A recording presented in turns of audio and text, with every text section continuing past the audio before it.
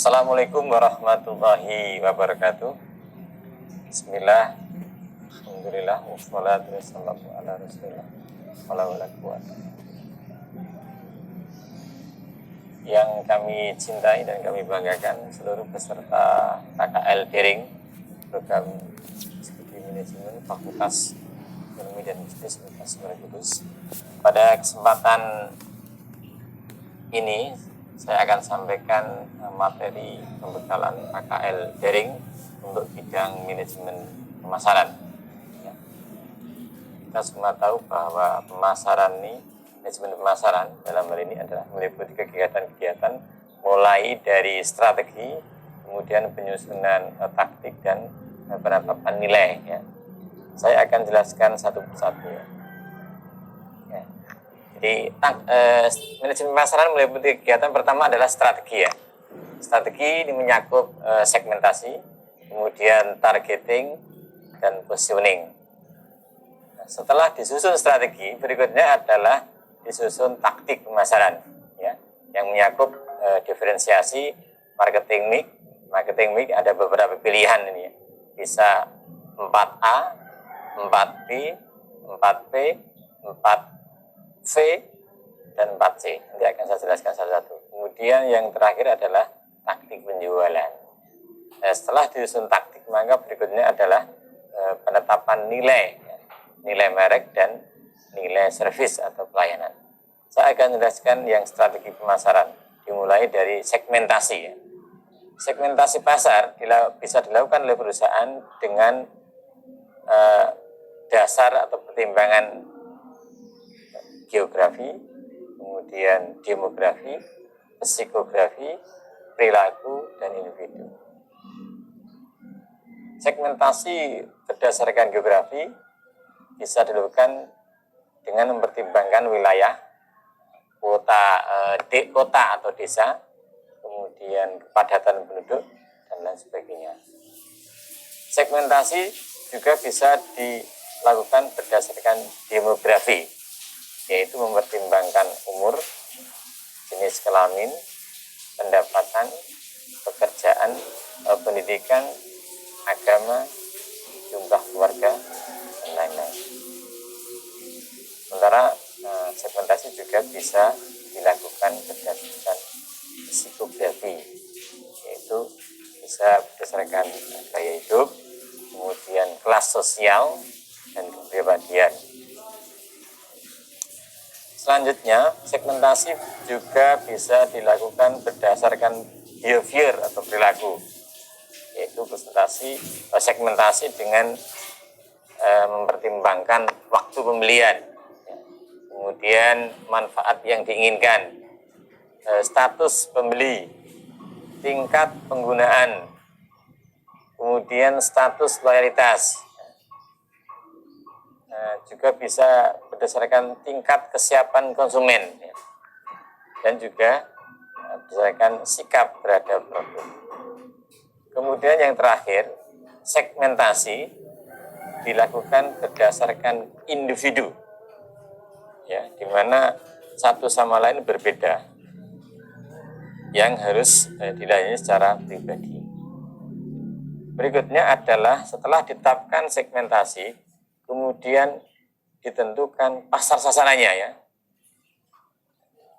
Strategi targeting atau strategi penentuan pasar sasaran itu bisa memilih salah satu ya. Apakah everyone, suitable ones, chosen one, a few good one, atau someone. Yang everyone. Targeting yang everyone ini adalah produk ditujukan kepada semua orang tanpa kecuali. Ya, kemudian yang suitable ones ini perusahaan bisa memilih orang yang cocok yang diperkirakan bisa membeli produk tersebut. Kemudian yang chosen one, perusahaan bisa memilih orang hanya dalam segmen pasar yang dianggap efektif ya, sebagai pasar sasaran. Kemudian yang a few good ones, perusahaan bisa memilih orang-orang yang relatif tidak banyak dari suatu ceruk pasar, terutama yang belum dilayani oleh perusahaan lain ya, secara baik. kemudian melayani beberapa ceruk pasar sekaligus dengan cara yang berbeda. Kemudian yang terakhir adalah targeting, bisa dilakukan dengan someone ya, yaitu setiap pelanggan adalah orang penting bagi perusahaan sehingga memerlukan pelayanan secara individual. Selanjutnya adalah menentukan posisi pasar atau positioning. Ada 5 pilihan positioning ini. Bisa positioning yang the only one, bisa the better one, bisa one statement, bisa difference one, atau bisa one to one. The only one ini menetapkan bahwa perusahaan sebagai satu-satunya dalam industri tersebut. Kemudian yang the better one, perusahaan sebagai yang lebih baik dari perusahaan lain. Kemudian yang one statement, sebagai perusahaan yang berbeda dengan perusahaan lain, tetapi tidak sekedar lebih, betul-betul berbeda, different dari perusahaan lain. Kemudian yang difference one, itu sebagai perusahaan yang memiliki posisi yang berbeda pada tiap ceruk yang berbeda. Lebih spesifik nih. Kemudian yang one to one adalah perusahaan bisa mempunyai posisi yang berlainan di benak setiap pelanggan. Itu tadi adalah strategi positioning. Ada 5 cara ya. Perusahaan bisa menetapkan atau memilih dari kelima cara tersebut. Apakah the only one, the better one, the one statement, difference one, atau one to one. Kemudian kita masuk ke taktik pemasaran. Yang pertama adalah diferensiasi. Diferensiasi yang dilakukan perusahaan bisa dengan memilih dari 5 cara ini. Pertama adalah a good for company. Yang kedua adalah the better than competitor. Yang ketiga, preferred by customers. Kemudian yang keempat, specialist for needs. Yang kelima adalah customized for individual. Ya. Yang pertama tadi good for company, di mana diferensiasi dilakukan menurut selera perusahaan, jadi dari perspektif perusahaan. Kalau yang berikutnya adalah diferensi dilakukan untuk membuktikan perusahaan lebih baik daripada pesaing, better than competitor. Oke. Atau yang ketiga adalah preferred by customer. Diferensiasi dilakukan atau diberikan tersebut itu sesuai dengan atau disukai oleh pelanggan, preferred by customers. Kemudian diferensiasi bisa menggunakan spesialis fonis, diferensi yang dirancang secara khusus untuk para penghuni ceruk pasar tertentu yang dituju.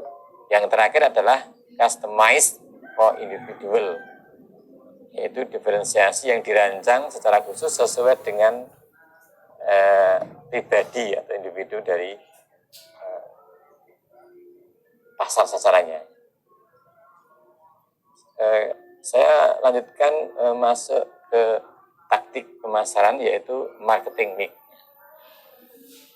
Bauran pemasaran atau marketing mix ini banyak pilihan atau banyak cara ya.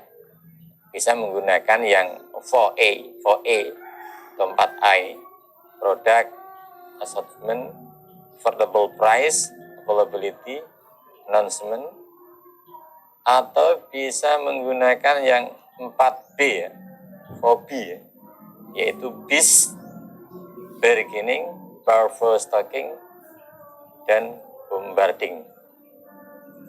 Atau yang lazim kita kenal yaitu adalah bisa menggunakan marketing mix, yaitu 4P ya, product, price, place, dan promotion. Selanjutnya bisa juga menggunakan 4V ya. Variety, value, venue, dan voice of customers ya. Dan terakhir pilihan marketing mix-nya bisa menggunakan 4C ya, yaitu customer solution, cost, convenience, dan communication. Saya akan jelaskan satu-satu. Ketika memilih yang marketing mix 4A, marketing mix 4E, yang meliputi product assessment, affordable price, availability, dan announcement. Yang product assessment, perusahaan menyediakan berbagai macam pilihan, baik ukurannya, kemudian kualitasnya, dan lainnya, disesuaikan dengan kapasitas produksi, tanpa mempertimbangkan keinginan konsumen. Kemudian yang kedua adalah affordable price ya. Perusahaan menetapkan harga yang dapat dijangkau oleh konsumennya. Kemudian availability. Perusahaan berusaha untuk menyediakan barang ya, untuk mudah didapat. Kemudian yang terakhir adalah announcement. Jadi perusahaan tidak perlu promosi, tetapi hanya memberikan pengumuman bahwa produknya tersedia. Ini yang marketing mix 4A, marketing mix atau bauran pemasaran 4A. Berikutnya marketing mix 4B atau marketing mix 4B.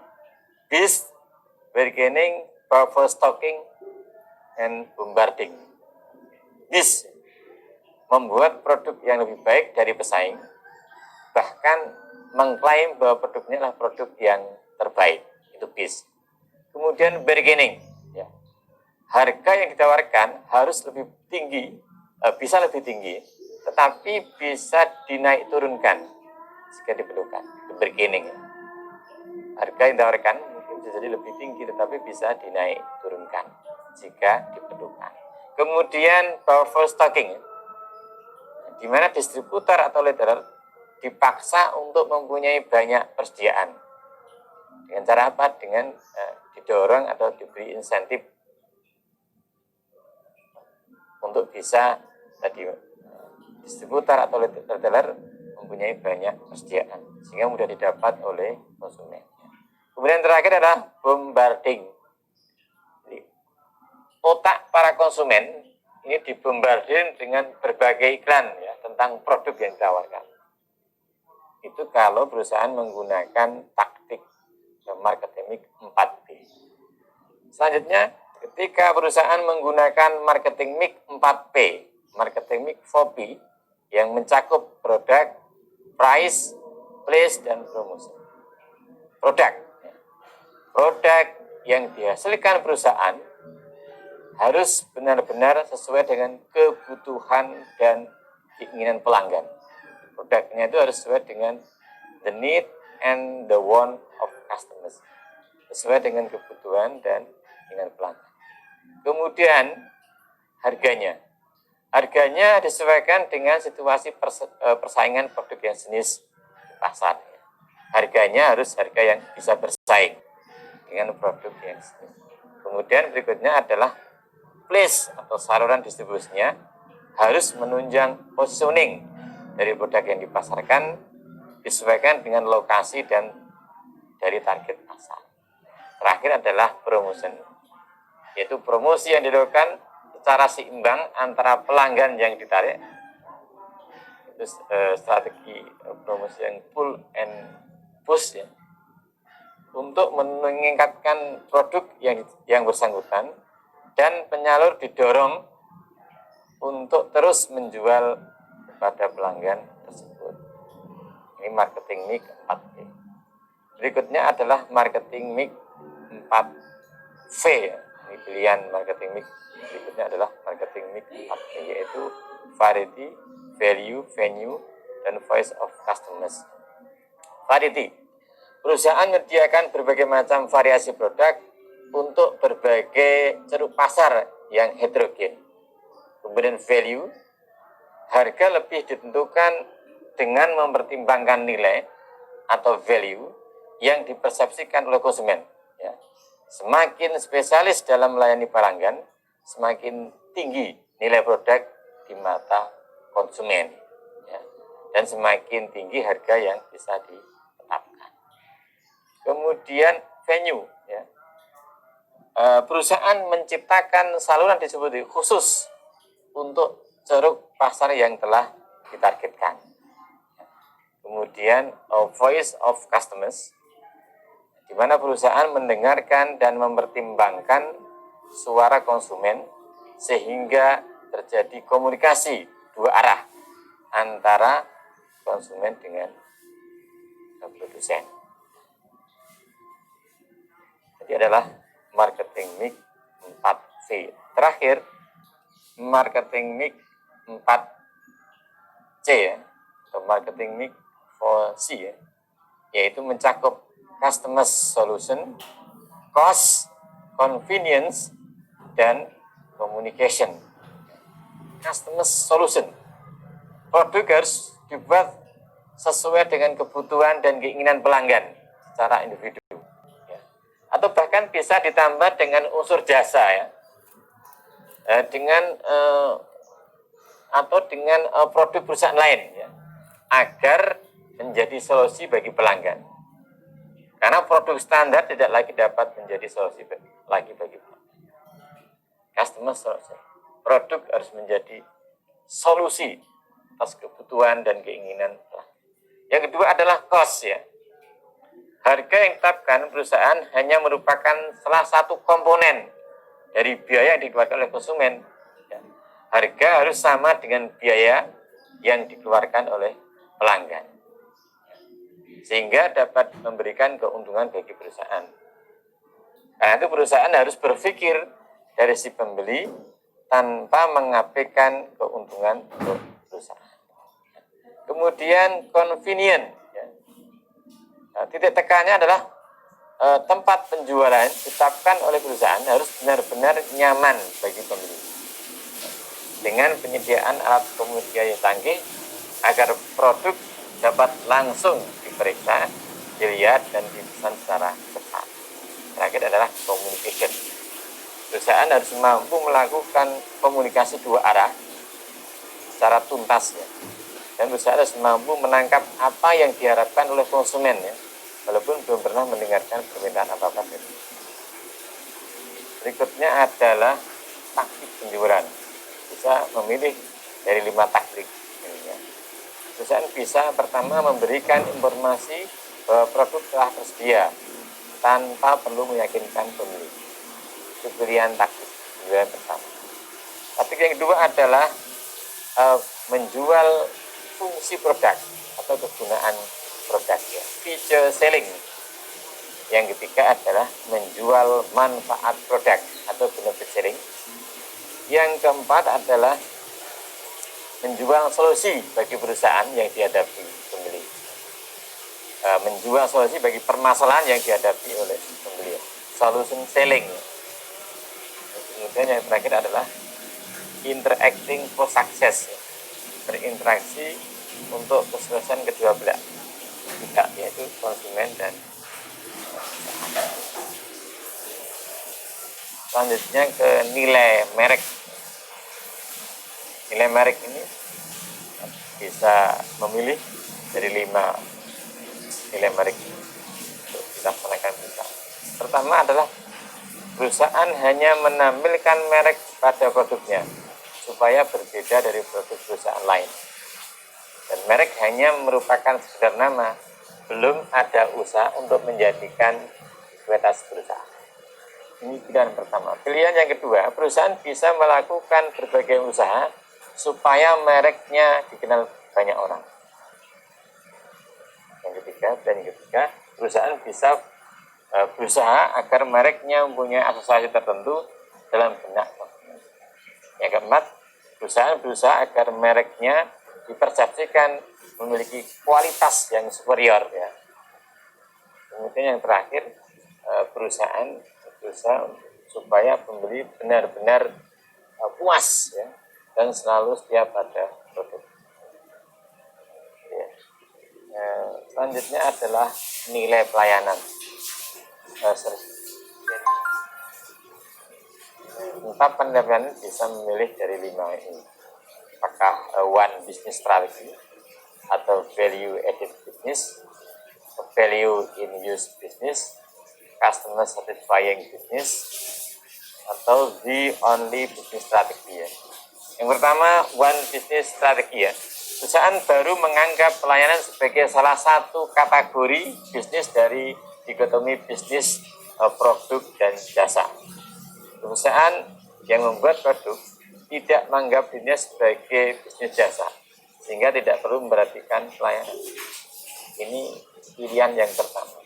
Pilihan yang kedua adalah value added business. Perusahaan merasa perlu untuk memberikan pelayanan sebagai bagian daripada upaya memberikan nilai tambah kepada pembeli, baik perantara maupun konsumen. Perusahaan tersebut dinilai dapat memberikan nilai tambah ditinjau dari sudut pandang penjual. Berikutnya adalah value in use business ya. Perusahaan berusaha memberikan nilai tambah yang benar-benar bisa digunakan oleh konsumen. Tambahan tersebut berguna atau tidak tergantung penilaian pembeli. Kemudian customer satisfying business ya. Perusahaan bukan perusahaan jasa karena menghasilkan produk yang nyata, tangible. Tapi perusahaan tersebut memberikan pelayanan untuk memuaskan konsumen. Meskipun bukan perusahaan jasa, itu menghasilkan produk nyata. Tetapi perusahaan tersebut memberikan pelayanan untuk memuaskan konsumen. Pilihan yang kelima adalah the only business strategy. Perusahaan sudah menganggap bisnisnya sebagai bisnis jasa, tidak perlu apapun jenisnya.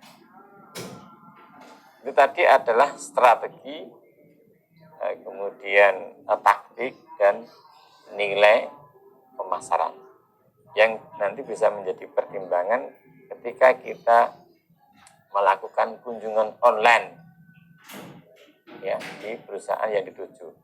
Bagaimana perusahaan tersebut melakukan strateginya? Bagaimana diferensiasinya? Bagaimana targetingnya? Bagaimana kemudian postingnya?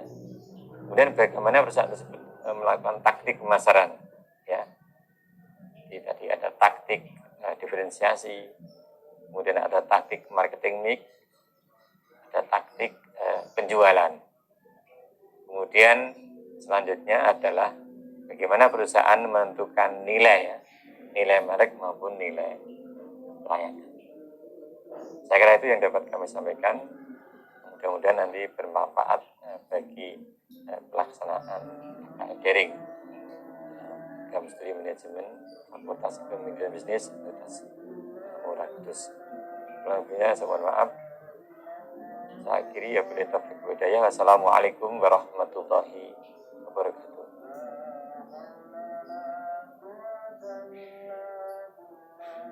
Assalamualaikum warahmatullahi wabarakatuh. Pada kesempatan kali ini saya Mira Melia Marka akan menyampaikan materi tentang manajemen operasi. Pertama, kita masuk dulu ke definisi manajemen operasi.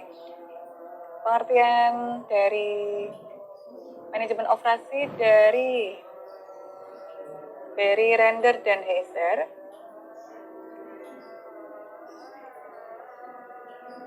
Oke, kita masuk ke definisi dari manajemen operasi. Berdasarkan Heiser dan Render, operation management is the set of activities that create value in the form of goods and services by transforming inputs into outputs. Render menyampaikan bahwa aktivitas yang berhubungan dengan penciptaan nilai dan dalam bentuk barang dan jasa melalui proses transformasi dari input ke output. Jadi di dalam manajemen operasi kita menciptakan suatu produk ataupun produk yang berupa barang dan jasa ini, perbedaannya adalah melalui suatu proses transformasi. Ada proses perubahan yang terjadi sehingga produk yang kita hasilkan ini memiliki nilai lebih atau value. Jadi perbedaannya kalau di manajemen operasi ini kita fokusnya adalah transforming input into outputs dengan create value atau menciptakan nilai lebih kepada konsumen. Jadi produk yang kita hasilkan adalah memiliki nilai lebih untuk konsumen kita. Kemudian proses ini, input yang kita butuhkan, yang dimaksud input adalah masukan yang digunakan untuk menghasilkan output.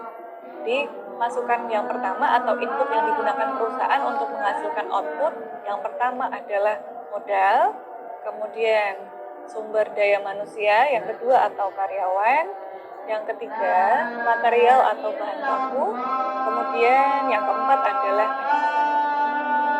input atau masukan ini digunakan oleh perusahaan untuk melakukan proses transformasi, proses perubahan sehingga menjadi output yang berupa barang, jasa, dan yang terakhir ini ada waste atau limbah.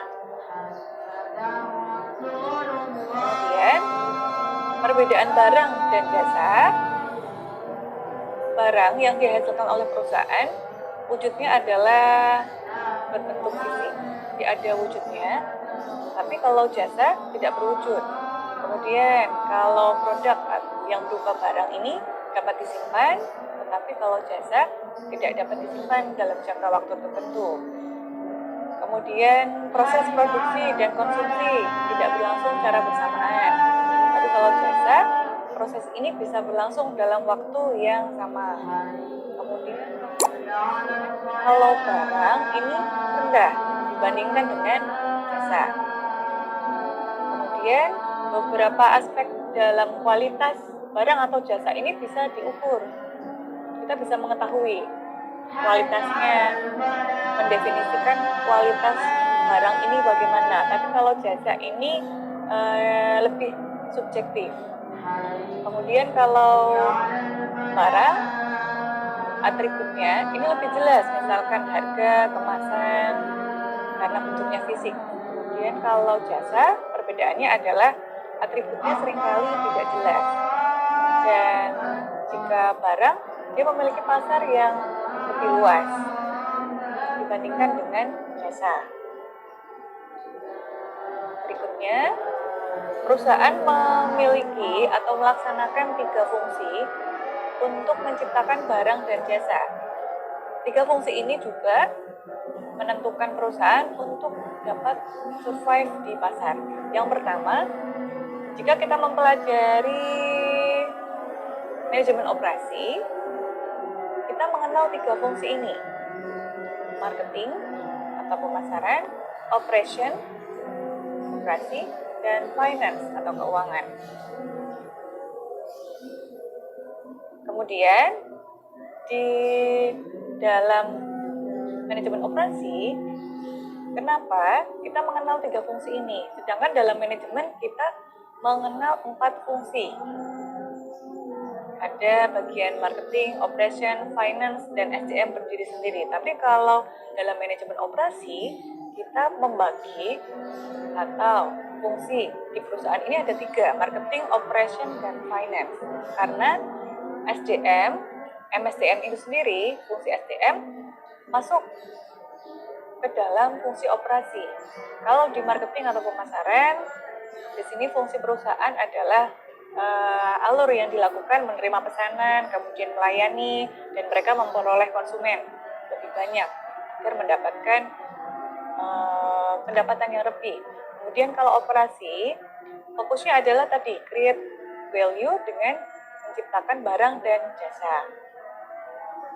Dan di sini juga dilakukan fungsi manajemen sumber daya manusia di dalam manajemen operasi. Jadi include MSDM include dalam manajemen operasi.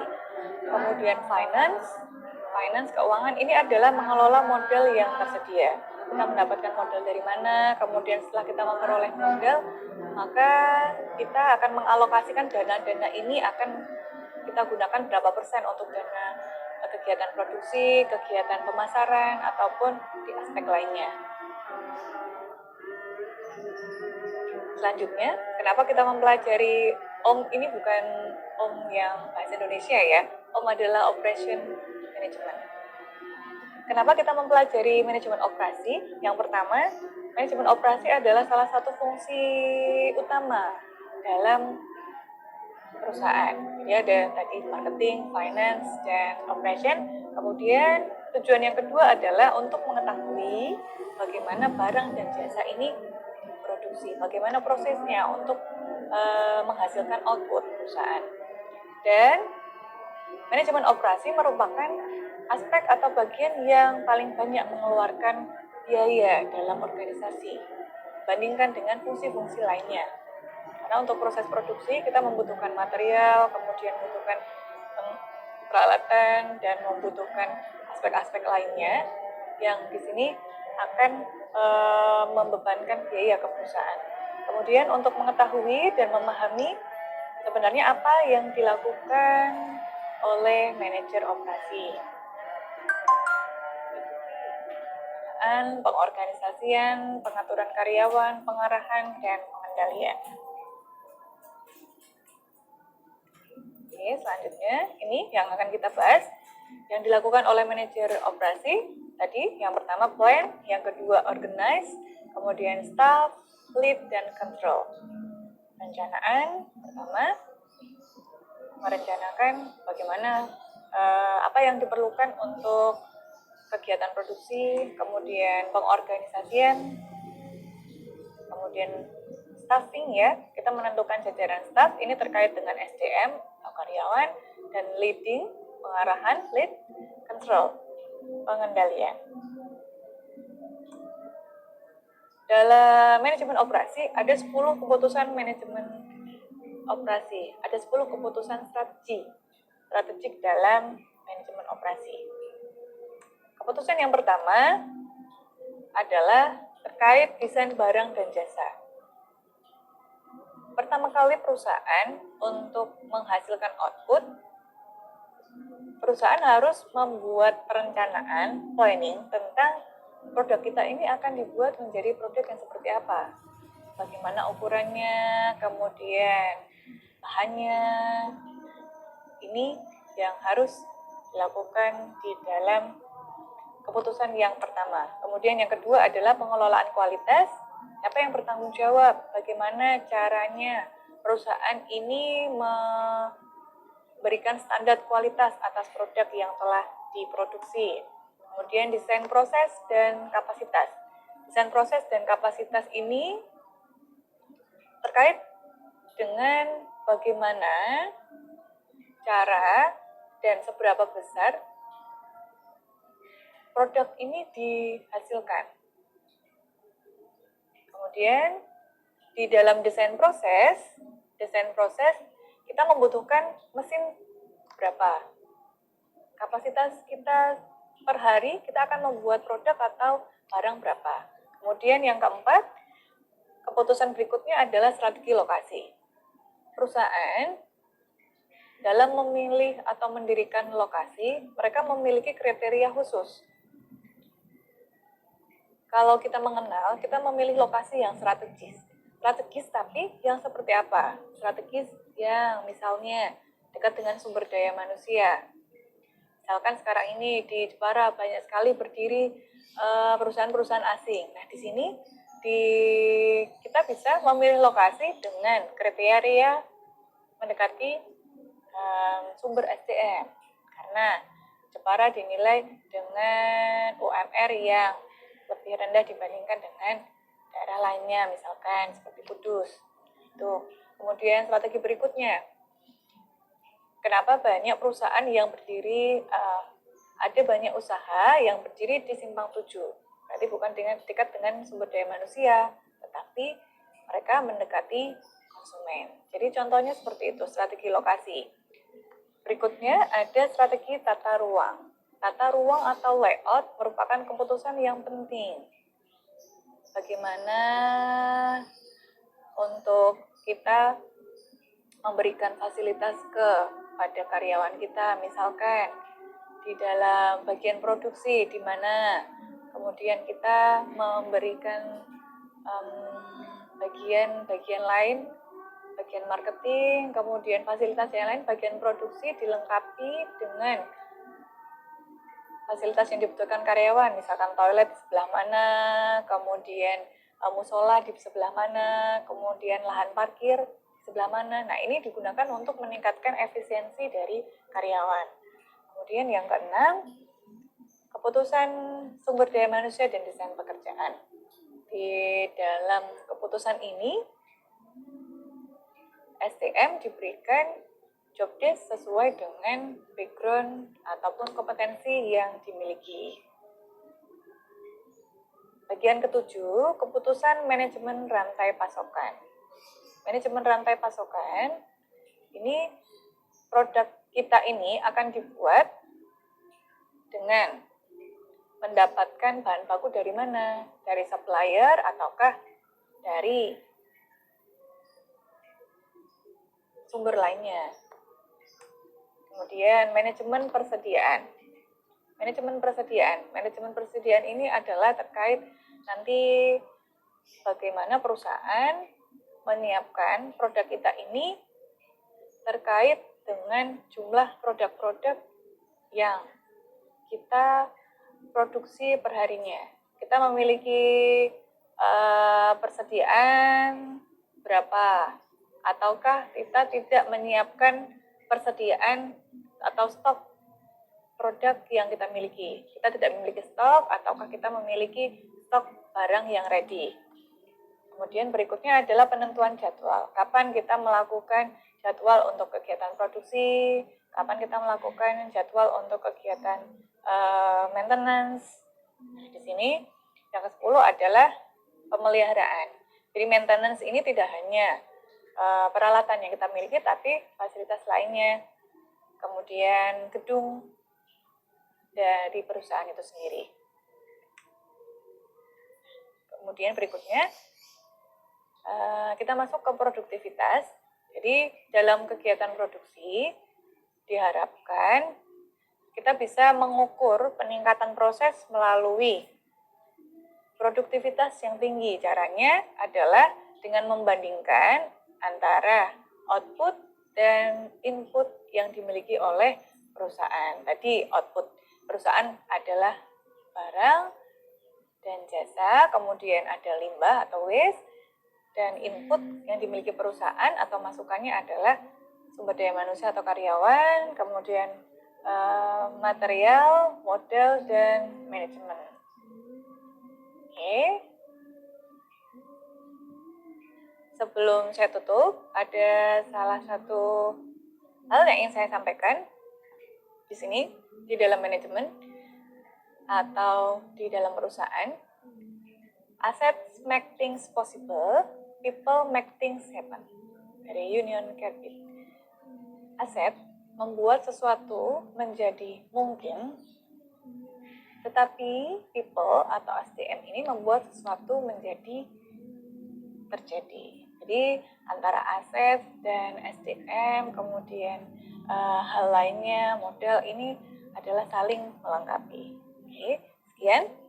Itu yang dapat saya sampaikan. Semoga bisa menambah wawasan bagi saudara semua. Terima kasih. Wassalamualaikum warahmatullahi wabarakatuh.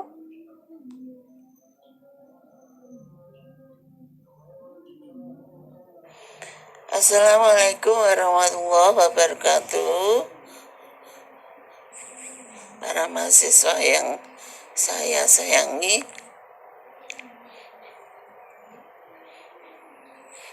kali ini saya akan menjelaskan mengenai penerapan manajemen sumber daya manusia di dalam pengelolaan satu organisasi. Jadi seperti yang kita ketahui bahwa manajemen sumber daya manusia merupakan salah satu unsur dari sumber daya ekonomi yang dipunyai oleh satu organisasi. Ini merupakan salah satu unsur yang paling penting dari sekian sumber daya yang dipunyai organisasi di dalam menjalankan operasionalnya untuk bisa mencapai tujuan. Jadi agar organisasi itu bisa mencapai tujuan, maka organisasi itu harus bisa mengelola semua sumber daya yang mereka punyai secara efektif dan efisien. Nah, pentingnya penerapan manajemen sumber daya manusia di dalam organisasi ini dalam rangka untuk bisa menghindari berbagai macam kesalahan di dalam pengelolaan SDM, antara lain misalnya mempekerjakan orang yang tidak tepat atau treatment in the right place tidak bisa tercapai, sehingga karyawan yang ada di dalam perusahaan tersebut itu tidak sesuai dengan kompetensi, pendidikan, keahlian, dan pengalamannya, sehingga mereka bekerja tidak bisa secara penuh memperlihatkan prestasi yang baik. Kemudian yang kedua, kalau karyawan yang bekerja di dalam perusahaan tersebut tidak sesuai dengan pendidikan, kompetensi, keahlian, dan pengalamannya, ini akan berakibat pada tingkat turnover of labor dalam perusahaan itu tinggi. Karena mereka bekerja merasa tidak nyaman, sehingga mereka menjadi tidak kerasan, akhirnya berupaya untuk mencari pekerjaan lain di luar. Nah, ini yang berakibat pada tingkat turnover-nya itu tadi. Tingkat turnover tinggi itu juga akan merugikan bagi perusahaan, jelas, karena selain biaya rekrutmen yang tinggi, biaya seleksi yang tinggi, perusahaan juga akan mengalami terhambatnya proses produksi, ya, mungkin akan bisa berakibat pada berhentinya proses produksi. Kemudian harus dilakukan ulang rekrutmen pegawai lagi. Kemudian yang kedua, selain mempekerjakan pegawai yang tidak tepat, kesalahan yang mungkin terjadi adalah prestasi dari pegawai atau kinerja dari pegawai tadi jelas tidak akan memuaskan, karena para pegawai bekerja tadi tidak sesuai dengan kompetensi tadi, sehingga prestasinya tidak bisa maksimal. Ini juga akan merugikan bagi perusahaan. Kemudian mungkin juga perusahaan akan bisa terkena sanksi hukum akibat gugatan yang dilakukan oleh karyawan, apakah gugatan karena penggajiannya yang tidak sesuai dengan yang diharapkan oleh karyawan, kemudian perjanjian kontrak kerja yang tidak sesuai, ya, sehingga perusahaan ini akan mengalami gugatan yang diajukan oleh karyawan. Kemudian yang ketiga mungkin juga diakibatkan karena karyawan tidak puas terhadap kompensasi yang diberikan oleh perusahaan. Nah, kompensasi itu sendiri sangat luas, selain gaji atau upah, maka bentuk kompensasi yang lain itu juga banyak, misalnya tunjangan, insentif, bonus, dan asuransi, dan tunjangan-tunjangan lain yang mestinya harus diberikan perusahaan kepada karyawan, tapi karena mungkin tadi perusahaan tidak puas dengan prestasi kerja karyawan, maka perusahaan tidak memberikan tunjangan, ya, tidak memberikan tunjangan penuh. Nah, tunjangan yang tidak diberi secara penuh ini mengakibatkan pada tingkat kepuasan karyawan jadi rendah. Padahal kalau tingkat kepuasan karyawan rendah, ini akan berakibat pada tingkat produktivitas atau prestasi kerja mereka. Jadi ini adalah faktor yang sangat berpengaruh, ya. Terus ya, mungkin juga terjadi praktek perburuan yang tidak wajar, ya sebagai akibat dari kesalahan penempatan karyawan tadi, ya sehingga terjadi praktek perburuan yang tidak wajar, mulai dari kompensasi yang diberikan tidak wajar, kemudian pembagian pekerjaan juga tidak wajar, kemudian juga mungkin perkembangan karir juga tidak wajar. Ya, nah hal-hal seperti itu yang mestinya bisa dieliminir atau dikurangi di dalam pelaksanaan penerapan MSDM di dalam perusahaan, sehingga dengan penerapan MSDM ini diharapkan pengelolaan sumber daya manusia di dalam organisasi ya itu akan menjadi lebih baik karena ada pedoman-pedoman yang bisa dilaksanakan sebagai pegangan di dalam pengelolaan sumber daya manusia. 4 prinsip dasar di dalam pengelolaan manajemen sumber daya manusia adalah yang pertama,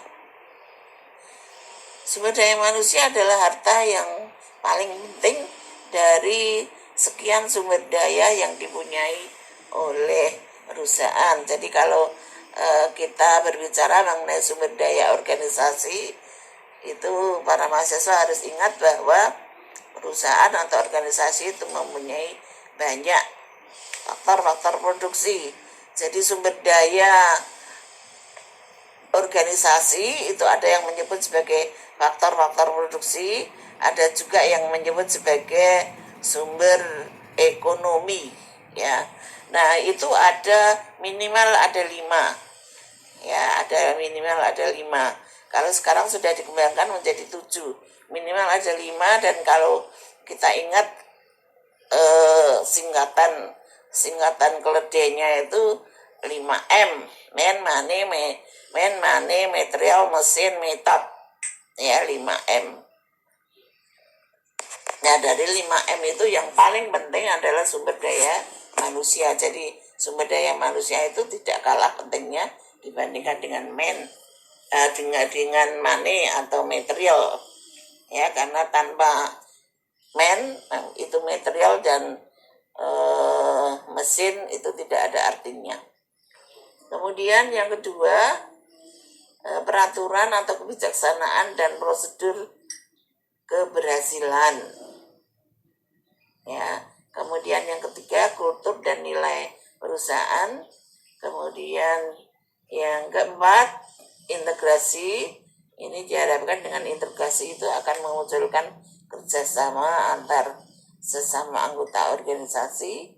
Kemudian yang kelima adalah manajemen sumber daya manusia sendiri itu akan bersifat proaktif, ya, dengan dengan manajemen yang lain, ya bersifat proaktif, tidak reaktif tapi proaktif. Proaktif di sini maksudnya adalah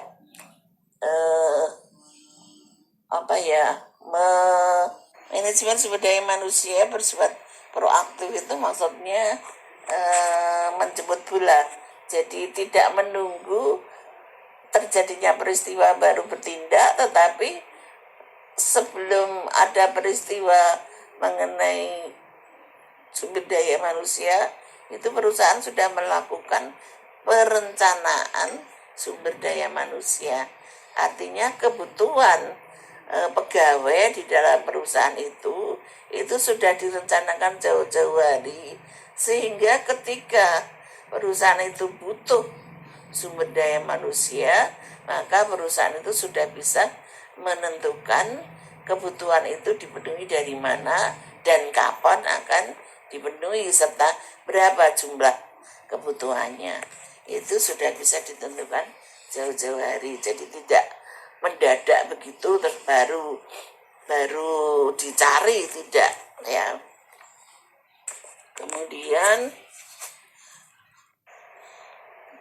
Kemudian kalau kita melihat di dalam penerapan manajemen sumber daya manusia, maka perusahaan itu bisa melihat bahwa untuk bisa menerapkan manajemen sumber daya manusia silakan perusahaan bisa melaksanakan fungsi-fungsi dari manajemen sumber daya manusia itu sendiri. Ya, ada dua fungsi, yaitu fungsi manajerial dan fungsi operasional. Kalau fungsi manajerial itu adalah fungsi yang dijalankan oleh setiap manajer, setiap tingkatan manajer.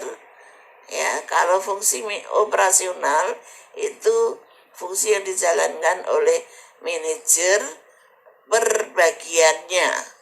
Ya, misalnya kalau fungsi manajerial ini adalah fungsi yang dijalankan oleh semua tingkatan manajer, mulai dari manajer bawah, menengah, dan atas. Itu melaksanakan fungsi manajemen ini sama, ya, mulai dari planning, organizing, executing, dan controlling itu sama dilaksanakan, baik oleh manajer bawah, manajer menengah, manajer atas, itu melaksanakan fungsi yang sama, empat fungsi manajemen tadi. Nah, kalau fungsi operasional, maka masing-masing tingkatan manajer tadi akan melaksanakan fungsi yang sama, tetapi untuk bagian-bagian dari tingkatan manajer sendiri. Jadi misalnya tingkatan manajer menengah, misalnya departemen produksi, ya, maka departemen produksi itu akan melaksanakan fungsi operasional untuk departemen produksi saja. Jadi misalnya procurement, ya, atau rekrutmen, maka departemen produksi atau manajer bagian produksi akan melaksanakan rekrutmen untuk bagian produksi. Jadi kebutuhan pegawai baru atau rekrutmen itu dilaksanakan hanya untuk departemen produksi. Kemudian nanti misalnya ada bagian keuangan butuh pegawai baru, maka yang melaksanakan rekrutmen adalah departemen keuangan, ya, dan seterusnya begitu. Jadi ini yang disebut dengan fungsi operasional. Jadi dilaksanakan oleh tingkatan manajer sesuai dengan bagian mereka masing-masing.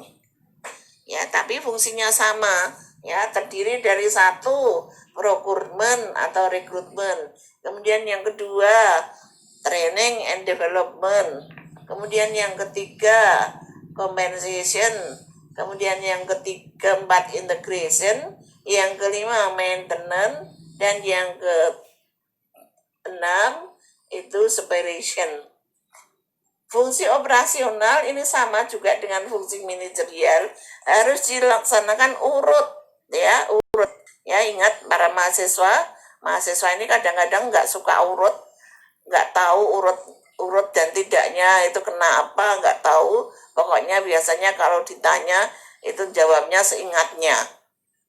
Ya, kalau ditanya fungsi manajerial apa, seingatnya dia ingat. Misalnya actuating, dia jawab actuating, padahal actuating itu fungsi yang berapa Mbak? 3. Fungsi yang ketiga, betul, ya. Jadi actuating itu fungsi yang ketiga, jadi jawabnya harus urut, karena urut itu mengandung arti, ada filosofinya. Mengapa harus planning dulu, mengapa baru organizing, baru actuating, dan controlling. Begitu juga di dalam fungsi operasional. Penjelasan untuk fungsi operasional MSTM itu mulai dari fungsi yang pertama, yaitu fungsi procurement atau fungsi rekrutmen atau pengadaan dan penempatan pegawai. Ya, kebutuhan pegawai baru di dalam perusahaan itu bisa dipenuhi oleh perusahaan dari dua sumber, yaitu sumber internal dan sumber eksternal. Sumber internal itu maksudnya kebutuhan pegawai baru itu diambilkan dari pegawai yang sudah ada. Jadi misalnya begini, satu ketika ada pegawai yang pensiun, dia meninggalkan jabatannya karena pensiun. Nah, jabatan yang kosong karena ditinggalkan pegawai yang pensiun ini butuh ditempati oleh pegawai yang baru. Nah, biasanya oleh perusahaan ya, ini tidak direkrutmen dari baru, tetapi perusahaan akan mengisi dari pegawai yang sudah ada. Jadi pegawai yang sudah ada akan digeser untuk ditempatkan pada posisi yang kosong tadi. Ya. Nah, baru kemudian kalau ternyata di dalam perusahaan itu tidak ada posisi yang bisa digeser, maka perusahaan baru membuka lowongan pekerjaan dari luar. Ya, berarti perusahaan akan mencari sumber eksternal ya. Pokoknya jangan ngantuk Mbak kamu. Ya, jadi bisa mencari sumber eksternal. Nah, sumber eksternal itu dari luar itu bisa dari berbagai sumber, misalnya dari sumber masyarakat umum. Jadi perusahaan membuka pengumuman lowongan pekerjaan melalui media-media, kemudian masyarakat umum yang kira-kira membutuhkan pekerjaan tadi bisa mendaftar ya sesuai dengan kriteria yang ditentukan perusahaan. Ya, atau misalnya lembaga pendidikan, perusahaan bisa kerjasama dengan UMK misalnya, dengan Fakultas Ekonomi dan Bisnis UMK misalnya, ya lulusan dari FEB, dari manajemen atau dari akuntansi, nah bisa daftar misalnya, atau dari lembaga-lembaga latihan kerja dari BLK misalnya, ya itu jadi dari berbagai sumber. Itu yang sumber eksternal. Kemudian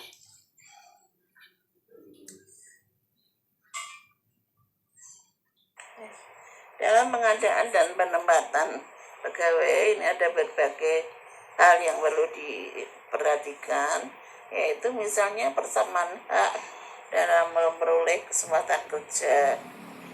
Ya, di situ ada undang-undang yang harus diperhatikan oleh perusahaan sebagai pihak yang memberikan pekerjaan ya, kepada para calon pegawai baru atau para tenaga kerja. Ya, kemudian juga ada undang-undang ketenagaan kerja yang di situ memungkinkan perusahaan tidak melaksanakan diskriminatif terhadap pegawainya. Ya, diskriminatif itu bisa sebagai akibat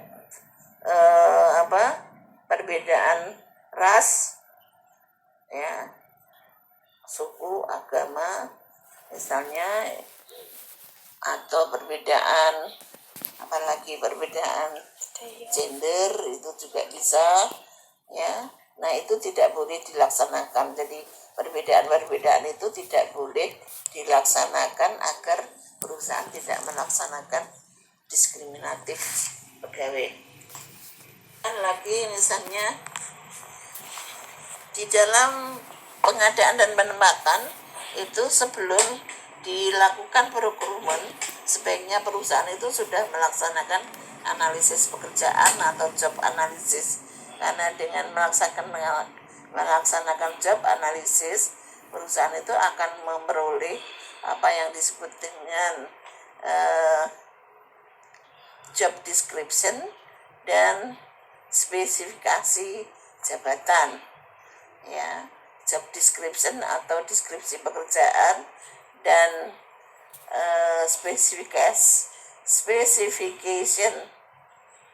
job specification atau spesifikasi pekerjaan itu akan diperoleh dari situ. Ya, kalau job deskripsi atau deskripsi pekerjaan itu mengenai gambaran dari pekerjaan itu. Jadi ketika perusahaan sudah melakukan analisis pekerjaan, maka perusahaan akan memperoleh apa yang disebut dengan deskripsi pekerjaan, gambaran pekerjaan. Jadi pekerjaan ini itu apa yang harus dilakukan, harus berkoordinasi dengan siapa, harus apa yang dipakai, harus disiapkan apa aja, kemudian alat-alat apa yang digunakan, kemudian kapan dilaksanakan, ya. Jadi itu deskripsi pekerjaan. Kemudian kalau spesifikasi pekerjaan atau job specification itu adalah isinya adalah tentang hal-hal yang lebih detail lagi misalnya. Jadi misalnya pekerjaan A ini itu yang lebih tepat yang mengisi itu pegawai dengan spesifikasi apa, pendidikannya apa, kemudian jenis kelaminnya apa, usia berapa, ya misalnya seperti itu. Nah ini nanti akan memudahkan perusahaan ketika perusahaan itu akan membuka lowongan pekerjaan. Jadi perusahaan sudah langsung bisa menentukan bahwa membuka lowongan pekerjaan A itu yang dibutuhkan adalah pegawai yang lulusan sarjana ekonomi jurusan manajemen misalnya, ya, laki perempuan, usia maksimal 26, ya misalnya seperti itu, ya. Itu spesifikasi pekerjaan, ya. Jadi sebaiknya analisis pekerjaan itu dilaksanakan dulu agar perusahaan itu memperoleh deskripsi dan spesifikasi pekerjaan. Kemudian setelah dilakukan analisis pekerjaan, ya, maka langkah yang kedua adalah melakukan perencanaan sumber daya manusia dan perekrutannya. Ya, kemudian setelah lowongan pekerjaan disampaikan ke khalayak umum, ya, kemudian lamaran masuk, maka perusahaan akan melaksanakan tes dan seleksi bagi para pelamar pekerjaan. Ya, tes dan seleksi ini dilaksanakan oleh perusahaan dengan pertimbangan-pertimbangan, misalnya pertimbangan kondisi keuangan perusahaan. Kalau kondisi keuangan perusahaannya baik, maka perusahaan akan melaksanakan tes dan seleksi ini secara baik juga. Artinya mungkin metode tes dan seleksinya akan lebih ketat, ya, sehingga tes dan seleksi yang dilaksanakan itu bertingkat dan lama sampai benar-benar hasil yang akan diperoleh itu benar-benar bagus, ya. Nah ini akan membutuhkan dana yang tidak sedikit, makanya perusahaan akan melihat kondisi keuangan perusahaan. Kalau kondisi keuangannya bagus, ya tes dan seleksinya ketat, ya. Kalau tidak, ya mungkin dilakukan tes dan seleksi secara sederhana, ya. Jadi, nah tes dan seleksi yang bagus itu apa ya? Mulai dari seleksi administrasi, ada tes tertulis, ada tes wawancara, ada tes kesehatan, ada tes bakat dan lain-lain, ya, sehingga seorang calon pegawai itu dites dari berbagai sudut, ya, mulai dari tes kepribadian, tes potensi akademik, sampai pada tes bakatnya, terakhir tes kesehatan, ya. Jadi meliputi berbagai tes sehingga perusahaan benar-benar memperoleh karyawan yang komplit tadi. Kemudian 3 ramalan dalam penyusunan rencana sumber daya manusia. 3 ramalan dalam penyusunan rencana sumber daya manusia, yaitu kebutuhan SDM, persediaan calon dari luar, persediaan calon dari dalam.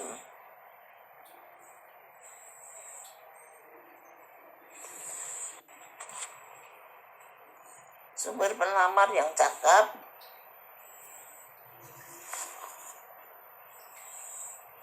itu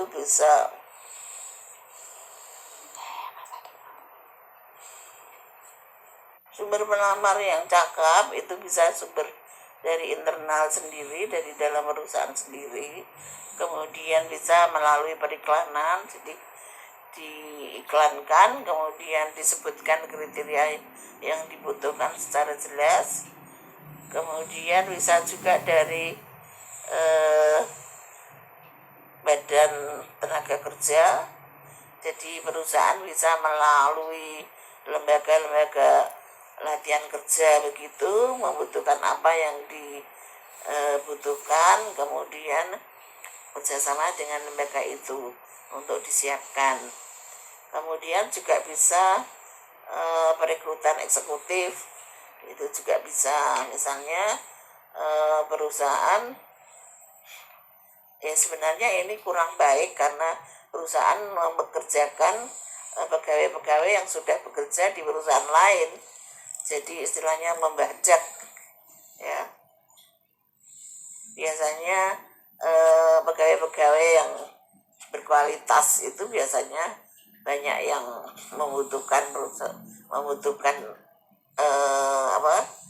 banyak dibutuhkan oleh perusahaan-perusahaan lain, sehingga sering terjadi proses bajak membajak pegawai. Kemudian juga dari perguruan tinggi, misalnya kerjasama dengan ITB, dengan UGM misalnya, atau dengan UMK, ya, lulusannya yang berprestasi itu ditarik jadi pegawai Jarum misalnya. Jadi lulusan FEB yang cum laude dari manajemen atau dari akuntansi itu ditarik Jarum misalnya. Bisa saja nanti terjadi seperti itu, ya, siapa tahu nanti dari Anda ini ada yang ditarik bekerja di Jarum karena lulusannya punya predikat cum laude, ya. Atau misalnya pelamar dari masyarakat umum, jadi pelamar langsung, ya, yang melamar ke perusahaan. Fungsi yang kedua, pelatihan dan pengembangan sumber daya manusia. Dalam fungsi yang kedua ini yang perlu kita perhatikan adalah bahwa pelatihan, training, dan pengembangan itu adalah 2 kegiatan yang berbeda.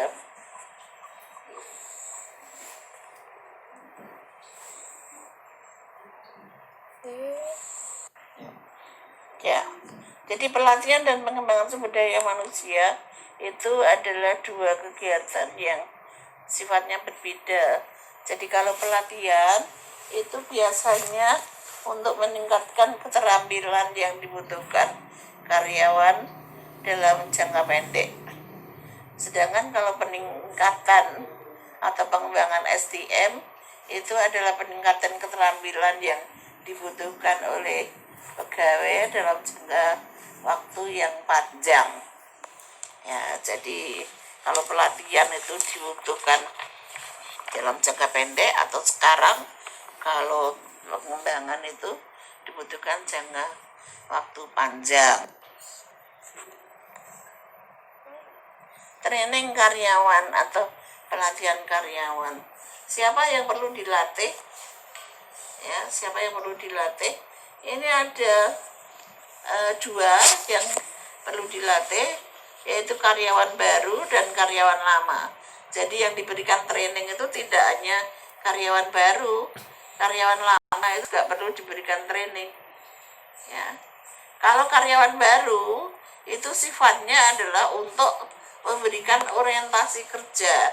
Jadi sifatnya itu untuk mengenalkan pekerjaan kepada karyawan-karyawan baru, karena mereka kan baru pertama kali masuk di dalam perusahaan, baru pertama kali mempunyai pekerjaan, sehingga mereka perlu diperkenalkan. Ya, jadi training bagi karyawan baru itu sifatnya untuk orientasi. Kalau karyawan lama itu sifatnya untuk menyesuaikan terhadap perubahan-perubahan ataupun juga kemunduran-kemunduran prestasi. Jadi karyawan yang lama karena mungkin misalnya ada perubahan-perubahan mekanisme pekerjaan, maka perlu diberikan training. Atau karyawan lama karena prestasinya mundur atau prestasinya turun, maka untuk meningkatkan prestasi kerja mereka diberikan training, misalnya seperti itu.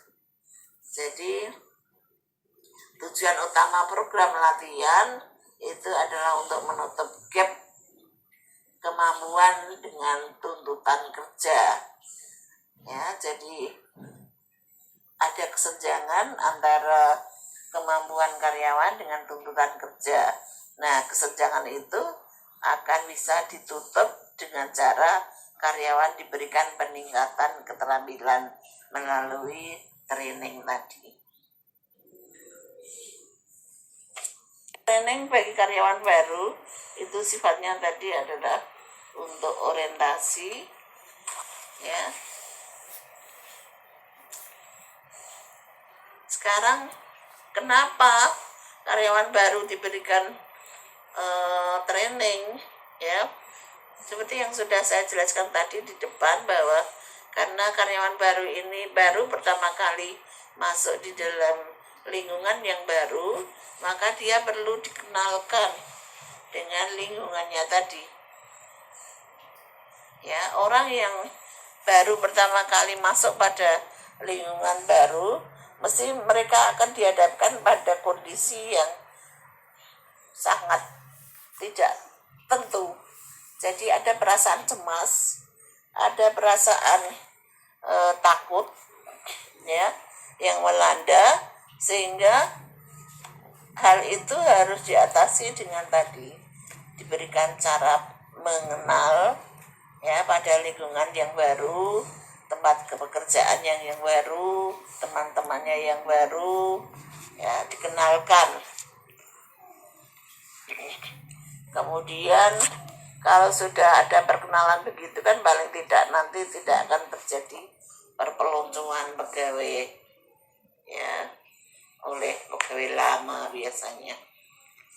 Kemudian manfaatnya ini akan menghilangkan atau mengurangi rasa cemas dari karyawan baru tadi,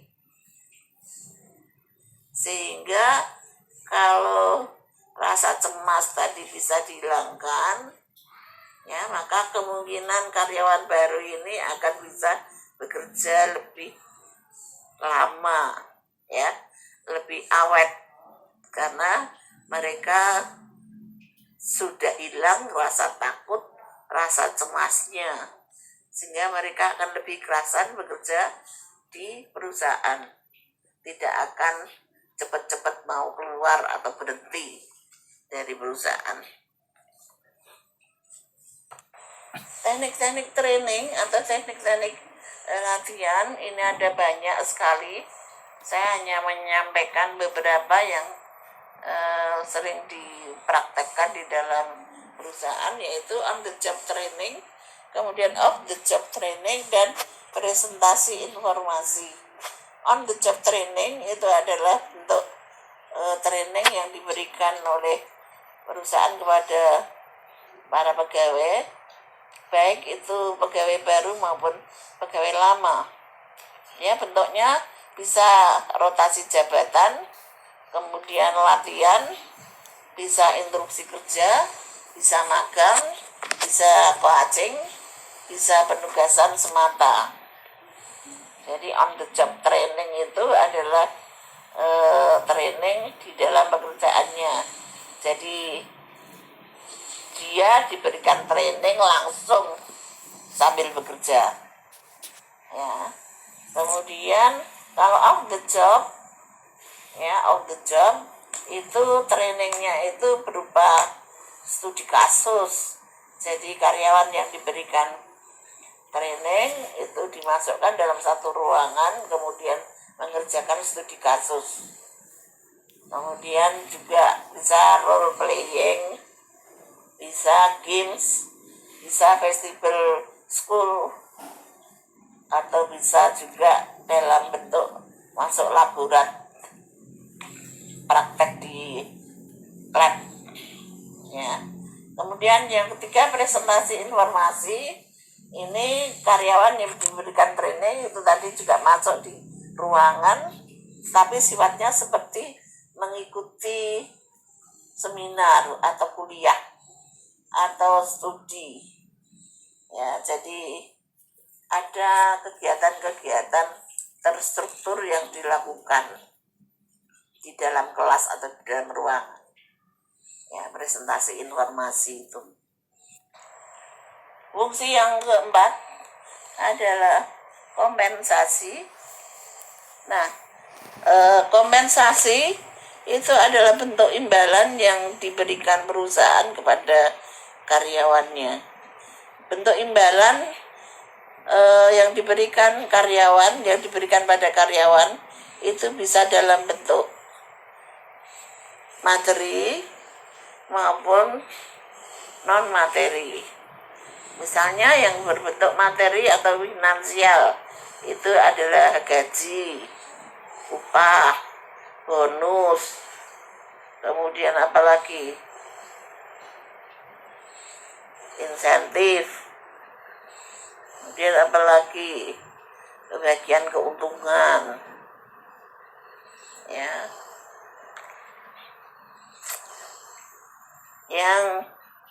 yang tidak berbentuk upah, tidak berbentuk materi, itu misalnya apa? Komisi. Terus apa lagi? Frank benefit.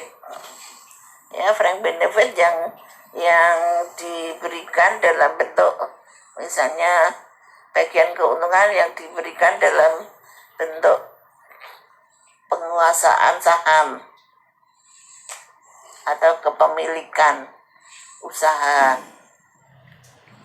ya itu, dan macam-macam lagi, karena satu perusahaan dengan perusahaan yang lain itu kompensasinya bisa berbeda-beda tergantung dari kondisi keuangan perusahaan. Kalau perusahaannya perusahaan kaya raya, perusahaan besar, maka jenis kompensasinya bisa banyak. Ya, kalau perusahaannya perusahaan kecil, perusahaannya belum kaya, kompensasinya mungkin jenisnya hanya 3, yaitu upah, kemudian tunjangan hari raya, dan tunjangan kesehatan. Mungkin hanya itu. Penyusunan rencana penggajian, ya. Jadi sistem penggajian yang dilaksanakan oleh perusahaan itu bisa berbentuk semua imbalan atau balas jasa yang diberikan pada pegawai yang bekerja di perusahaan tersebut. Ya, komponennya bisa dalam bentuk pembayaran secara langsung. Misalnya kalau gaji ya dibayarkan tiap bulan sekali, di awal bulan atau di akhir bulan. Misalnya dibayarkan per harian atau mingguan, ya misalnya, atau bulanan misalnya. Terus insentif, ya misalnya insentif diberikan pada saat pada saat-saat tertentu, misalnya ketika perusahaan sedang memperoleh keuntungan yang besar, perusahaan membagikan insentif, atau pada saat karyawan prestasinya bagus, karyawan dapat insentif misalnya. Kemudian secara tidak langsung, ya, jadi pembayaran yang secara tidak langsung, misalnya apa? Misalnya asuransi, apalagi misalnya liburan bersama atau piknik bersama. Nah, itu tadi upah-upah dalam bentuk finansial. Yang tidak dalam bentuk finansial atau yang dalam bentuk non materi, apa misalnya? Misalnya diberikan kenaikan jabatan atau dipromosikan ke pekerjaan yang lebih baik. Terus apalagi diberi jam kerja yang luas, jadi jam kerjanya tidak ditentukan, tapi jam kerjanya luas, bisa diatur sendiri. Terus apalagi misalnya diberikan tempat kerja yang nyaman, jadi ruangan kerjanya didesain sedemikian rupa, nyaman, enak begitu, sehingga kalau bekerja itu menjadi rasan, ya itu juga termasuk bentuk kompensasi yang diberikan oleh perusahaan.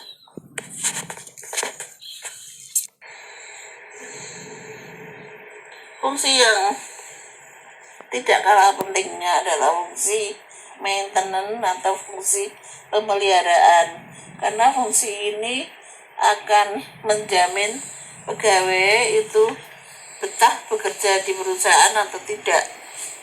Jadi kalau perusahaan menginginkan karyawannya tidak keluar masuk atau tingkat turnovernya tinggi, maka perusahaan harus bisa memelihara karyawannya itu agar menjadi betah bekerja di situ. Ya, nah salah satunya adalah dengan mempertimbangkan adanya pengembangan karir bagi pegawai. Karena kalau pegawai karirnya tidak dipikirkan, pegawai akan merasa sangat bosan. Jadi mosok dia kerja mulai muda sampai nanti pensiun di pekerjaan yang sama dalam jangka waktu 30 tahun, ya, karena akan membosankan. Nah, oleh sebab itu pengembangan karir ini harus diperhatikan oleh perusahaan. Karir seseorang itu pada dasarnya itu melewati beberapa tahap, yaitu yang pertama tahap pertumbuhan, itu tahap 0 sampai 14 tahun. Kemudian tahap eksplorasi 15 tahun sampai 24 tahun, ini tahap ketika manusia dalam masa pendidikan, ya, pendidikan menengah sampai pendidikan tinggi.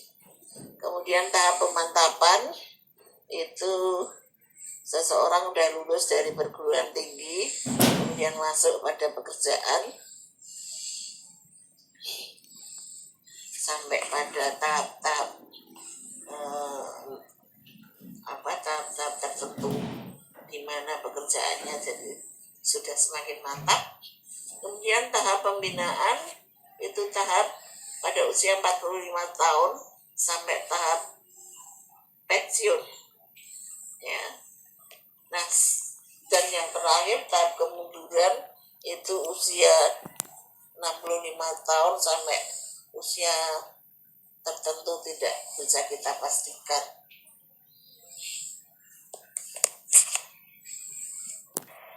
Penerapan manajemen karir di dalam perusahaan perlu diingat bahwa manajemen karir di dalam perusahaan itu diterapkan dengan memperhatikan atau menghindari kejutan realitas bagi pegawai baru. Jadi bagi pegawai-pegawai baru ya atau karyawan-karyawan baru itu sedapat mungkin dihindari kejutan-kejutan realitas yang akan mereka peroleh. Ya, kenapa begitu? Karena begini. Jadi kenapa bagi pegawai baru kejutan-kejutan realitas ini dihindari? Karena kalau kejutan-kejutan realitas itu tidak menyenangkan dan sudah langsung ditemui oleh pegawai baru, ini akan menurunkan motivasi mereka di dalam bekerja. Jadi yang mestinya pegawai baru itu semangat kerjanya tinggi, tapi karena dia menemui realitas yang tidak menyenangkan di awal pekerjaan, maka semangatnya langsung down. Ya, dan ini akan sulit untuk menaikkan semangat kerjanya lagi. Ya, karena itu tadi ibaratnya di awal-awal pekerjaannya dia langsung down, langsung tidak semangat. Ya, oleh sebab itu kalau bisa pegawai baru ini dihindari realitas. Kebalikannya, ya sebaiknya pegawai-pegawai baru ini diberikan pekerjaan awal yang menantang. Jadi pekerjaan-pekerjaan awal yang menantang ini bagi pegawai baru itu akan sangat menyenangkan buat mereka. Karena pegawai baru ini biasanya kan orangnya masih semangat tinggi. Ya, lulusan baru, ya fresh graduate, itu semangatnya masih tinggi, dapat pekerjaan yang menantang, maka dengan semangat yang berkobar-kobar tadi, dia akan semangat bekerja. Ya. Dan dia akan merasa bangga, merasa sangat puas ketika dia bisa menyelesaikan tantangan itu tadi dengan baik. Ya, dengan berhasil. Maka dia akan merasa puas. Ya, oleh sebab itu bagi pegawai baru sebaiknya itu di awal-awal pekerjaan itu diberikan pekerjaan yang menantang. Jangan diberikan kejutan realitas yang tidak menyenangkan. Pemutusan hubungan kerja. Karena tidak mungkin seorang pegawai itu akan bekerja di dalam perusahaan itu selamanya. Ya, mereka akan bekerja dengan masa-masa tertentu, masa-masa produktif. Ya, setelah tidak produktif maka mau tidak mau perusahaan harus melepas dan karyawan juga harus ikhlas kalau dilepaskan oleh perusahaannya. Ya, separation atau pemutusan hubungan kerja atau PHK itu ada bermacam-macam. Ya, misalnya pemutusan hubungan kerja karena masa kerjanya sudah habis. Ya, ini disebut dengan Mbak? Disebut pensiun, ya. Betul, jangan ngantuk, Mbak. Ya, jadi disebut dengan pensiun. Ya, nah, pensiun itu adalah pemutusan hubungan kerja yang dilakukan oleh perusahaan karena masa kerja karyawan sudah selesai. Ya, pada batas-batas usia tertentu. Misalnya kalau pegawai negeri masa pensiunnya itu 58. Kalau pegawai swasta mungkin masa pensiunnya 56. Ya, atau 55 atau 53 misalnya, atau 60 ya misalnya. Jadi pada masa-masa usia tertentu ya yang sudah disepakati, ya kalau sudah sampai pada usia itu maka karyawan mau tidak mau harus dipensiun. ya.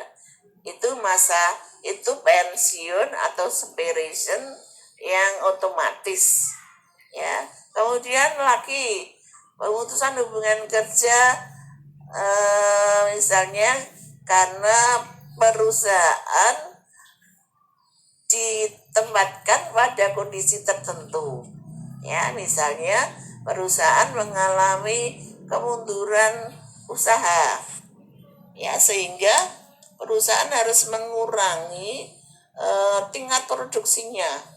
Nah, kalau tingkat produksi dikurangi, otomatis ada beberapa jumlah karyawan yang harus dikurangi juga, ya. Nah, itu berarti perusahaan mau tidak mau harus melakukan pemutusan hubungan kerja, ya. Nah, bagi karyawan yang kena pemutusan hubungan kerja ini juga mau tidak mau harus terima, ya. Nah, yang penting di dalam proses ini itu perusahaan harus mengetahui persyaratan-persyaratan yang harus dipenuhi, termasuk pemenuhan hak-hak dan kewajiban bagi karyawan agar proses ini bisa menguntungkan kedua belah pihak. Jadi perusahaan tidak merugikan karyawan, kemudian perusahaan juga tidak dirugikan oleh karyawan, ya. Jadi harus tetap menjaga hubungan baik. Itu yang PHK karena perusahaan ditempatkan pada kondisi tertentu. Kemudian bisa juga PHK yang diajukan oleh karyawannya sendiri. Jadi karyawan mungkin karena sudah memperoleh pekerjaan baru yang lebih baik, dia mengajukan resign dari perusahaan tersebut, ya. Itu PHK sukarela, ya. Nah, biasanya kalau PHK sukarela ini biasanya karyawan tidak akan menuntut hak-haknya, ya. Jadi biasanya karyawan akan menerima bentuk-bentuk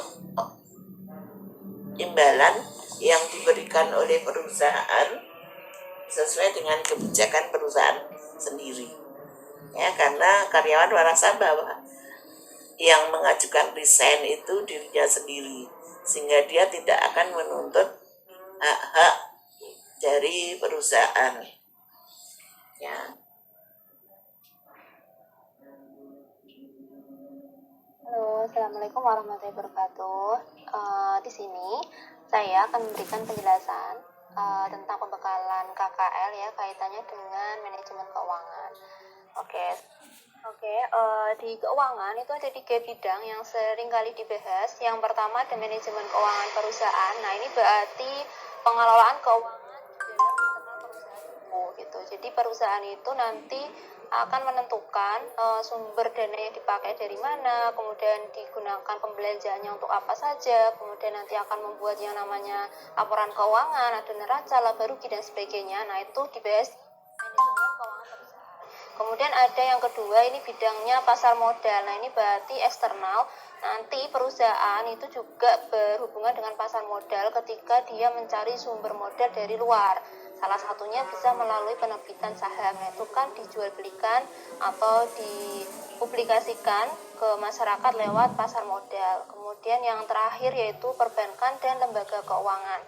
Nah, ini juga kaitannya dengan ketika perusahaan itu membutuhkan sumber modal berupa utang. Nah, itu salah satunya bisa ke bank, gitu. Kemudian selain bank ada juga lembaga keuangan lainnya seperti asuransi, kemudian koperasi, leasing. Nah, itu juga berkaitan dengan perusahaan. Ketika butuh sewa mesin dia bisa ke leasing, kemudian ketika butuh penjaminan risiko dia bisa ke asuransi dan seterusnya. Nah, ini adalah 3 bidang keuangan yang seringkali dibahas di dalam manajemen keuangan, gitu, secara umum. Kemudian selanjutnya yaitu tujuan dari perusahaan itu apa sih? Perusahaan itu umumnya yang pertama dia punya tujuan ingin memaksimalkan laba. Nah, jelas sehingga ketika laba perusahaan itu tinggi itu dianggap perusahaan sudah mencapai tujuannya. Nah, seperti yang kita tahu bahwa prinsip ekonomi itu kita mencari biaya yang serendah-rendahnya untuk bisa menghasilkan pendapatan yang sebanyak mungkin. Nah, tapi konsep ini mengandung berbagai banyak kelemahan ya yang dianggap hanya mementingkan tujuan jangka pendek perusahaan. Nah, ini di sini ditulis kelemahannya yang pertama ini hanya untuk jangka pendek. Jadi perusahaan kalau hanya memikirkan masalah laba yang tinggi, ini nanti jadi tidak terpikirkan secara jangka panjangnya. Apakah ketika laba bulan ini tinggi, kemudian bulan depan juga bisa menghasilkan laba yang tinggi juga, atau justru malah akan mengalami penurunan. Nah itu. Kemudian yang kedua mengabaikan unsur waktu tadi. Jadi perusahaan juga harus memikirkan bahwa laba itu memang tujuan, tapi kita juga harus memperhitungkan berbagai hal yang bisa perusahaan itu tetap kontinuitasnya terjaga, jadi tetap bisa beroperasi secara terus-menerus. Kemudian meninggalkan aspek sosial, nah ini ya. Jadi perusahaan juga harus memikirkan bagaimana perusahaan itu beroperasi, apakah itu sudah menjaga lingkungan, kemudian menjaga etika yang ada di perusahaan itu berdiri, kemudian bagaimana dengan lingkungan warga sekitarnya, kemudian kesehatan para pekerjanya dan sebagainya. Nah, itu adalah untuk tetap menjaga perusahaan bisa tetap beroperasi secara jangka panjang gitu. Kalau hanya untuk laba ini dia masih jangka pendek. Kemudian tujuan yang kedua itu adalah harus dipikirkan. Jadi kemakmuran itu biasanya terlihat dari nilai perusahaan itu, baik pada saat ini maupun di masa depan. Nah, nilai dari perusahaan seringkali tercermin dari harga sahamnya. Kenapa? Karena harga saham ini dinilai oleh masyarakat yang bisa melihat apakah perusahaan itu layak untuk diberikan nilai yang lebih tinggi atau justru sebaliknya. Nah, nilai itu tercermin dari berbagai hal, bisa dari kinerja keuangannya, kemudian bisa dari prospek ke depannya. Ternyata perusahaan itu memiliki produktivitas yang baik, kemudian banyak menghasilkan inovasi-inovasi produk yang terkini, kemudian yang bermanfaat untuk banyak orang, masyarakat, dan sebagainya. Nah, itu akan tercermin dari nilai perusahaan yang biasanya bisa kita lihat dari harga sahamnya. Karena ketika harga sahamnya itu tinggi, itu disebabkan oleh banyaknya permintaan. Nah, banyaknya permintaan disebabkan kenapa? Karena banyak investor yang percaya bahwa perusahaan itu memiliki prospek yang bagus ke depan. Sehingga banyak pembelian, banyak permintaan, ini akan menyebabkan harga menjadi naik. Seperti itu. Kemudian kita tahu dulu pengertian dari manajemen keuangan ya, yang jelas dari manajemen itu adalah seni untuk mengatur. Kemudian di sini kita lihat keuangan berarti adalah seni untuk mengatur bagaimana mengelola keuangan yang baik. Supaya apa? Tujuannya yaitu supaya meningkatkan nilai perusahaan dengan meningkatkan nilai saham dan peningkatan kekayaan perusahaan. Jadi selain laba ini ya kekayaan, perusahaan juga harus mampu meningkatkan nilai sahamnya. Nah, ini untuk kontinuitas. Kemudian untuk fungsi manajer keuangan ya, kalau kita lihat di siklusnya di sini, manajer keuangan salah satu tugasnya dia mencari sumber pendanaan. Nah, sumber pendanaan bisa dicari dengan cara menerbitkan saham di pasar modal. Kemudian bisa juga melalui utang ke bank. Nah, kemudian sumber modal ini akan digunakan oleh manajer keuangan dalam melakukan operasional perusahaan. Nah, ini operasional perusahaan untuk produksi dan sebagainya. Kemudian digunakan untuk perluasan usaha ekspansi. Nah, kalau di jeberkan ya di sini fungsi dari manajer keuangan yang pertama mencari sumber dana baik itu dari perbankan maupun dari pasar modal ini. Kemudian setelah dapat modal dia gunakan untuk belanja. Nah, belanja di perusahaan itu ya digunakan untuk kegiatan operasional, entah itu melalui pengelolaan modal kerja maupun investasi dalam aktivitas Kalau modal kerja berarti untuk produksi, kemudian kalau investasi berarti dia beli barang-barang yang di sini kategorinya aktiva tetap, bisa itu berupa tanah, mesin, kemudian gedung. Nah itu berarti investasi karena tujuannya untuk meningkatkan laba di masa depan. Kemudian fungsinya lagi mendapatkan laba dari aliran kas bersih hasil operasional perusahaan, membagikan laba kepada para pemegang saham berupa dividen. Jadi kalau tadi dia menerbitkan saham di pasar modal, maka perusahaan biasanya akan membagikan dividen kepada para pemegang sahamnya. Jadi membagi keuntungan. Kemudian yang terakhir, menarik kembali dividen sebagai sumber dana atas laba yang didapatkan. Jadi bisa juga perusahaan itu tidak membagikan dividen, tapi dividen ini yang harusnya diberikan ke pemegang saham digunakan untuk operasional perusahaan lagi. Jadi untuk meningkatkan penjualan, meningkatkan operasional perusahaan supaya lebih meningkatkan produksi dan sebagainya. Nah itu bisa. Kemudian selanjutnya ada kebijaksanaan keuangan, ini dikategorikan menjadi 3. Jadi ini fungsinya adalah untuk meningkatkan nilai perusahaan. Jadi nilai perusahaan itu bisa dicapai dengan 3 kebijaksanaan ini. Yang pertama ada kebijaksanaan pembelanjaan. Jadi pembelanjaan dana itu digunakan untuk apa saja oleh perusahaan, bagaimana perusahaan mengelolanya supaya dana itu bisa dibelanjakan secara ekonomis, kemudian secara efektif. Nah itu diperlukan yang namanya kebijaksanaan pembelanjaan. Kemudian yang kedua kebijaksanaan investasi. Jadi kalau ini tadi pembelanjaan, di sini pengalokasian dana.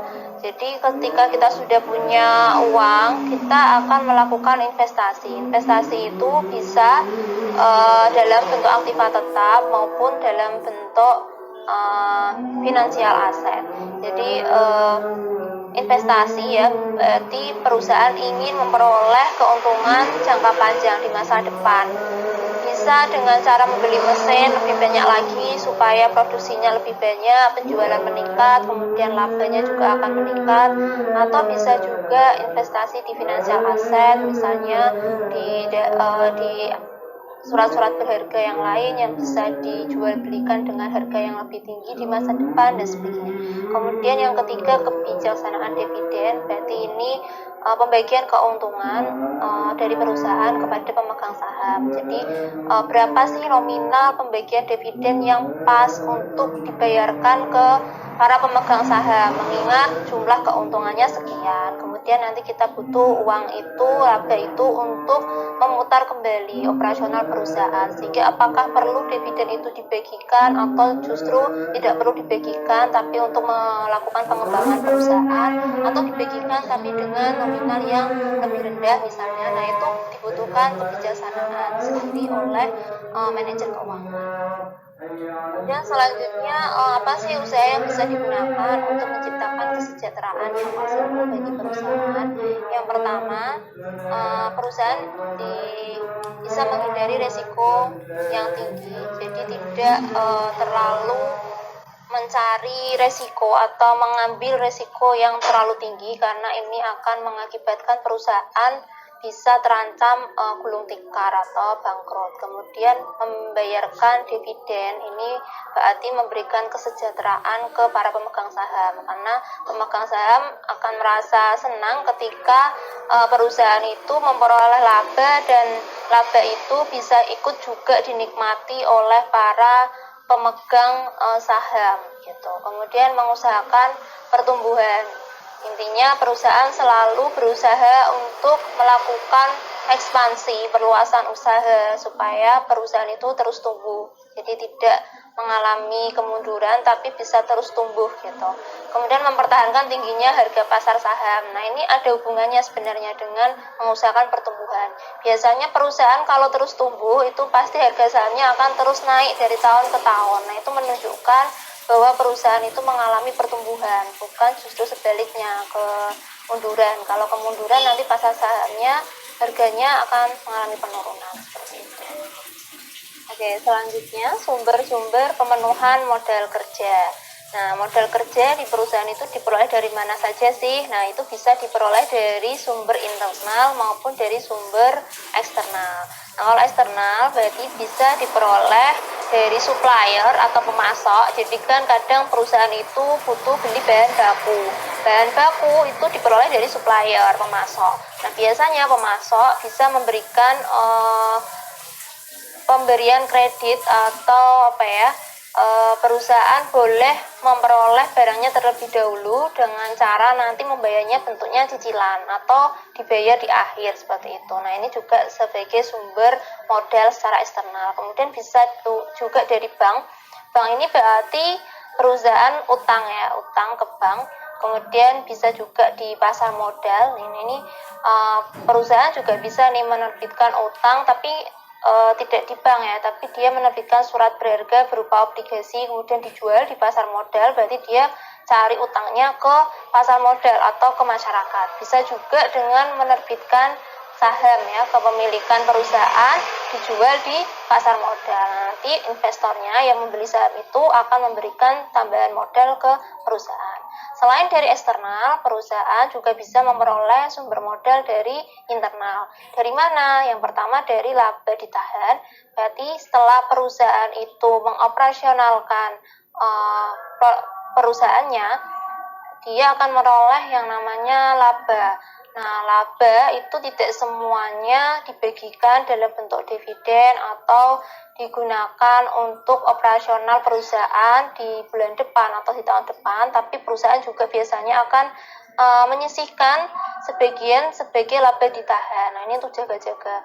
Kemudian bisa juga dari penjualan aktiva tetap. Nah, ini perusahaan bisa nih menjual misalnya tanah yang sudah tidak digunakan atau menjual mesin misalnya. Nah, ini bisa digunakan sebagai sumber modal. Kemudian dari keuntungan penjualan surat berharga. Jadi kalau perusahaan itu misalnya membeli saham perusahaan lain atau membeli obligasi perusahaan lain, nah itu ketika dijual kemudian mendapatkan capital gain atau selisih dari harga jual dari harga belinya, itu nanti memperoleh yang namanya keuntungan. Kemudian yang terakhir dari cadangan penyusutan perusahaan. Kalau dari cadangan penyusutan perusahaan, berarti perusahaan ketika membeli aktiva tetap itu kan selalu menggunakan sistem penyusutan ya. Nah, penyusutan itu sebenarnya tidak mengurangi dari dana perusahaan karena itu hanya dianggarkan saja ketika mesin atau suatu barang yang dibeli itu sudah tidak berfungsi, maka nilainya akan menyusut gitu kan. Nah, penyusutan itu uangnya tidak terkurangi tapi tersimpan sebagai cadangan perusahaan, itu juga bisa dipakai sebagai sumber internal. Sehingga di sini ada juga pengertiannya bahwa modal kerja ini adalah kekayaan atau aktiva yang digunakan perusahaan dalam menyelenggarakan kegiatan sehari-hari supaya operasional perusahaan tetap bisa berputar dalam periode tertentu. Oke, sekian dari saya penjelasan tentang manajemen keuangan untuk pembekalan materi KKL daring tahun 2020. Apabila ada kekurangan, saya minta maaf. Tetap stay safe ya di rumah. Selamat melaksanakan KKL daring. Terima kasih. Assalamualaikum warahmatullahi wabarakatuh.